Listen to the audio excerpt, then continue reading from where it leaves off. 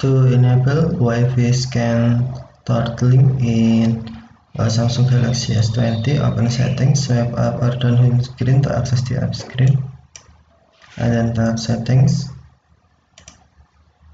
You can also open settings screen from notification panel, swipe down notification panel, and then tap settings icon. Scroll down settings screen, find developer options, and then tap developer options. Scroll down developer options screen, find Wi-Fi scan throttling,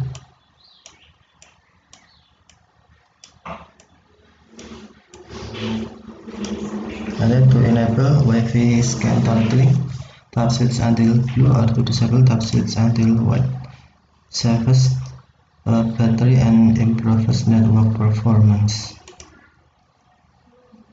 Wi-Fi scan throttling.